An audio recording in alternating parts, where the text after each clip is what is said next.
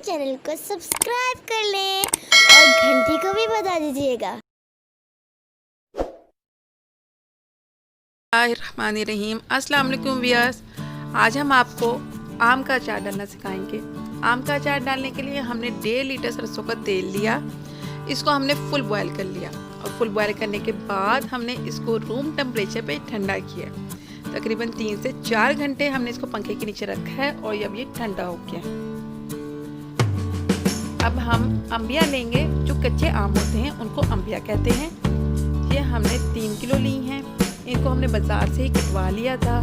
इसको हमने अच्छी तरह से धोया। धोने के बाद इसके सेंटर में एक गुठली होती है, उसको भी हमने निकाल दिया। उसके बाद हमने इसको रूम टेम्परेचर पे ठंडा किया है। पंखे के नीचे हमने एक कपड़े पे इनको फैला दिया था और 1 घंटे में ही ये खुश्क हो गई थी। आपको भी इनको धूप में रखने की बिल्कुल ज़रूरत नहीं है, वरना आपके अचार का टेस्ट ख़राब हो जाएगा। सिर्फ आप रूम टेम्परेचर पे ही इनको ठंडा करें। एक बहुत ही बेहतरीन सी रेसिपी आपके साथ शेयर की जा रही है। नहायत आसान रेसिपी है।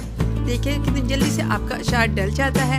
इसको 2-3 दिन नहीं लगेंगे, बल्कि झटपट डल जाएगा। अचार के लिए हमने राई का इस्तेमाल किया है मसाले में। अब हम 50 ग्राम राई लेंगे। ये गोल से दाने होते हैं और अचार में एक बहुत ही बेहतरीन जायका लेके आते हैं। अचार को सही रखने में मदद करते हैं, अचार में खटास पैदा करते हैं। राई का इस्तेमाल आम जिंदगी में भी खानों में किया जा सकता है।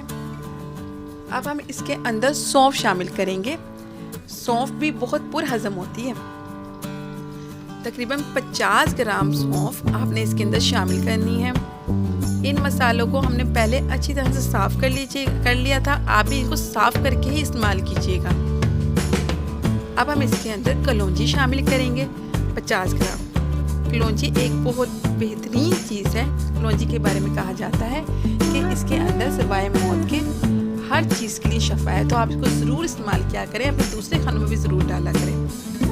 मेथी दाना शामिल करेंगे 50 ग्राम। देखा आपने हमने चारों चीज़ें 50 ग्राम इस्तेमाल की हैं। अब हम इसके अंदर ज़ीरा इस्तेमाल करेंगे। ज़ीरा अचार के अंदर खटास लेके आता है। तकरीबन 125 ग्राम ज़ीरा हमने इसके अंदर शामिल करना है।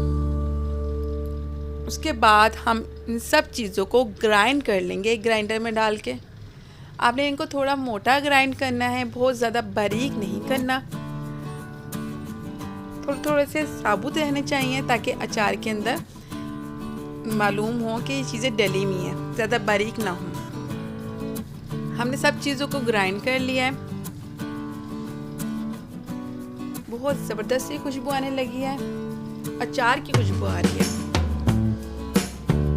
एक बहुत ही बेहतरीन और आसान रेसिपी आपके साथ शेयर की जा रही है। आप भी इसी तरीके से अचार डालिएगा, इंशाल्लाह बहुत अच्छा अचार डलेगा।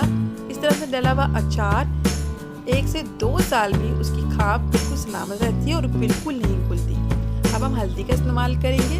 125 ग्राम हल्दी हमने इसके अंदर शामिल की है। हल्दी अचार को बिल्कुल सही रखती है और ये एंटीसेप्टिक भी होती है। हल्दी थोड़ी ज़्यादा डाली जाती है अचार के अंदर। इसके अंदर अब हम लाल मिर्च शामिल करेंगे। लाल मिर्च का पाउडर 50 ग्राम लाल मिर्च का पाउडर शामिल कर दें। ये इसके अंदर खुद जायका लेके आएगा। अब इसके अंदर थोड़ा सा साबुत गरम मसाला शामिल करें, जिसमें 4 बड़ी इलायचियाँ शामिल करनी है। थोड़ी सी तकरीबन 2 टेबलस्पून आपने जो है वो दालचीनी शामिल करनी है। काली मिर्च पिसी हुई तकरीबन 3 टेबलस्पून इसके अंदर शामिल कर दें। अब इसमें जो मेन इंग्रेडिएंट्स हैं वो नमक, फाइन नमक इस्तेमाल। नमक इसमें थोड़ा ज़्यादा डाला जाता है। मसालों को 400 ग्राम नमक इसके अंदर डाला जाएगा ताकि ये मसाले यकजान हो जाए। एक बहुत आसान रेसिपी है। जब आप इसको एक दफ़ा ट्राई कर लेंगे तो इंशाल्लाह अगली दफ़ा भी आप इसी तरह का अचार डालना पसंद करेंगे, क्योंकि इस तरह के अचार में आपका आम बिल्कुल साबुत रहता है और बिल्कुल भी नहीं खुलता। आप ज़रूर इसको ट्राई कीजिएगा। अगर आपने मेरे चैनल को अभी तक सब्सक्राइब नहीं किया है तो सब्सक्राइब कर लें और बेल को भी दबा दें ताकि आने वाली हर नई रेसिपी आपके पास सबसे पहले पहुंच जाए। अब हम एक मर्तबान लेंगे और उसके अंदर थोड़ा सा मसाला शामिल कर देंगे। इसकी हमने लेयर्स बनानी है, मसाला डालना है और फिर हमने आम डालने हैं, जिनको अम्बी भी कहते हैं। थोड़े थोड़े करके शामिल करें,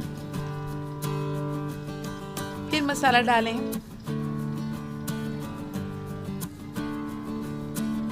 और अम्बी डाल दें। इसी तरह आपने सारी लेयर्स बना लेनी है।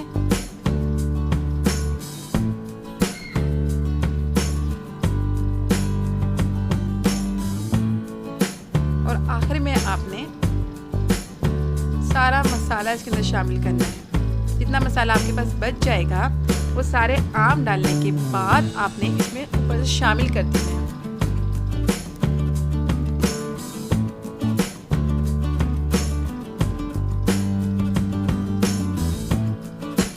इसी तरह से आप दूसरे अचार भी डाल सकते हैं और किसी चीज़ का अचार आप डालना चाहें, जैसे हरी मिर्च का, नींबू का, तो वो भी आप इसी तरीके से डाल सकते हैं।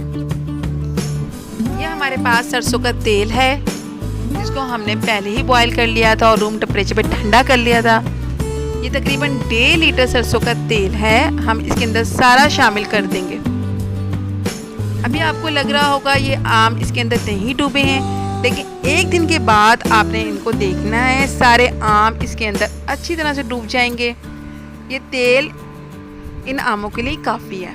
अब इसको आप शेक कर लें और इसको एक कपड़े से कवर करके, बारीक कपड़े से कवर करके इसको रख दें। इसको आपने रूम टेम्परेचर पे रखना है या अपने किचन में रखना है, इसको धूप में बिल्कुल भी नहीं रखना। इंशाल्लाह 1 महीने में आपका ज़बरदस्त सा अचार तैयार हो जाएगा। और ये अचार आपका जब तक ख़त्म नहीं हो जाता उस वक्त तक आपकी खाप बिल्कुल सलामत रहेगी, पूरी रहेगी और बिल्कुल भी नहीं घुलेगा और बहुत ही मज़ेदार, बहुत ज़बरदस्त, मुनासिब खटास वाला बहुत अच्छा अचार तैयार होगा।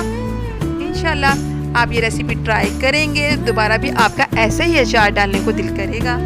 अगर आपने मेरे चैनल को अभी तक सब्सक्राइब नहीं किया है तो सब्सक्राइब कर लें और बेल को भी दबा दीजिएगा ताकि आने वाली हर नई रेसिपी आपके पास सबसे पहले पहुंच जाए। शुक्रिया, अल्लाह हाफिज़।